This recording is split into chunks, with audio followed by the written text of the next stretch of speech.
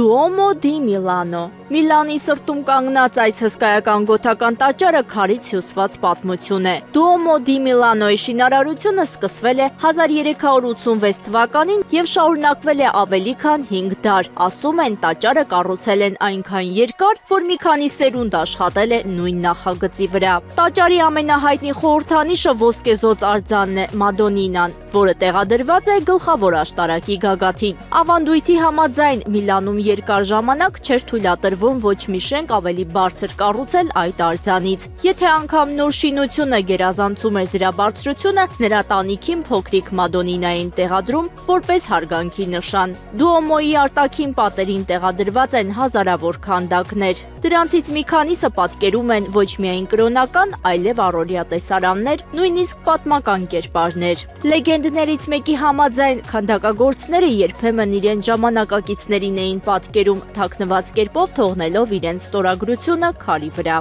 Հետաքրքիր է նաև, որ տաճարի կառուցման համար օգտագործվել է հազվագյուտ սպիտակ մարմար, որը ջրանցքներով բերվել է հեռավոր լեռներից։ Այդ պատճառով Միլանում նույնիսկ հատուկ ճանապարհներ են կառուցվել քարերի տեղափոխման համար։ Քաղաքի բնակիչները տաճարի կառուցումը համարում էին ոչ միայն կրոնական, այլև ազգային կարևոր գործ։ Տաճարի ներսում տարածությունը լցված է բարձր սյուներով եւ գունավոր վիտրաժներով, որոնց միջով անցնող լույսը ստեղծում է խաղաղ ու խորհրդավոր մթնոլորտ։ Այստեղ տարածության յուրահատուկ ակուստիկայի շնորհիվ հաճախ կարելի է լսել լուռ երաժշտության նմանվող արձագանք։ Տանիքի բաց հարթակները դարձել են այցելուների սիրելի վայրերից մեկը։ Այստեղ կարելի է քայլել քանդակների եւ աշտարակների միջով։ Այնպիսի զգացողություն է, ասես քայլում ես քարե անտառում։ Լավ եղանակին տեսանելի են նույնիսկ Ալպերի լեռները։ Այսօր Duomo di Milano-ն ոչ միայն աղոթքի վայր է, այլ նաեւ մշակութային եւ պատմական խորհրդանիշ,